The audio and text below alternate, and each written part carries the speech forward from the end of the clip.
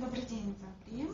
Здравствуйте. Вы у нас сегодня сотый абонент, который позвонил в нашу бесплатную службу колл-центр по номеру 76 22 88. Вас поздравляем за ваш подарок. Спасибо. Желаем дальнейшего приятного пользования. Скажите нам, пожалуйста, как случилось, что вы стали сотовым абонентом? Мы готовимся к свадьбе. Завтра у нас свадьба. Женится племянник. И вот мы ищем для наших гостей из Астаны, для наших сватов именно хорошие места отдыха, где они могли бы отдохнуть, провести для себя удачное время, чтобы были все виды услуг, чтобы было все красиво, на высшем уровне, очень селтанские, по-казахски. И вот мы попали случайно на вашу службу. Вот я сегодня и нахожусь здесь, очень рада тому, что мне вручен такой подарок. Спасибо большое. Удачи в вашей службе. Здорово. А еще я бы хотела узнать, что вы именно искали и как вас обслужили наши операторы?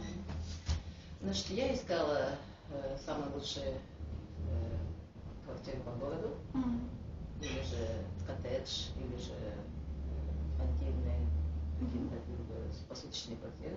И вот случайно, согласно газете рекламная, как называется эта газета реклама? Или ярмарка? Я попала на ваш телефон. И вот мне девушка все объяснила, докончила, все было очень понятно. Несколько раз перезвонила, уточняла мой телефон, выясняла, для чего, какие дни и так далее. И в итоге сказала, что я являюсь юбилярным по счету заказчиком сотовым такой абонентом. службы. Да. И вот я сегодня вот на 3 визитку смогла к вам подойти.